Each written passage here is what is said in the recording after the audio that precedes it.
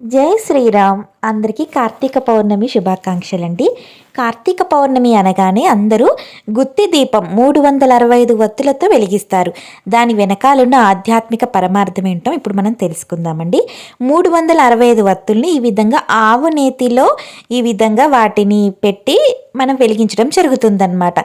ఎందుకు ఇలా చేస్తారు అంటే సంవత్సరానికి 365 రోజులు మన హిందూ సాంప్రదాయం ప్రకారం ప్రతిరోజు మన ఇంట్లో భగవంతుడికి దీపారాధన జరగాలి అన్నమాట. కానీ ఒకవేళ అలా జరగకపోయినా ఏదైనా కారణాల వల్ల 1-2 రోజులు అలా మనం వెలిగించకపోయినా కూడా ఆ దోషం పోవడానికే కార్తీక పౌర్ణమి రోజు ఈ విధంగా 365 ఒత్తుల్ని చేసి పెట్టడం వల్ల సంవత్సరం అంతా దీపారాధన చేసిన ఫలితం దక్కుతుంది అన్నమాట. ఈ విధంగా అండి తులసి అమ్మవారి దగ్గర మనం ఈ గుత్తి దీపాన్ని వెలిగించి అమ్మవారికి హారతి ఇవ్వడం జరుగుతుంది అన్నమాట. అదే విధంగా అండి కార్తీక పౌర్ణమిని దేవ దీపావళి అని చెబుతారు. ఇది చాలా పవిత్రమైనది అన్నమాట.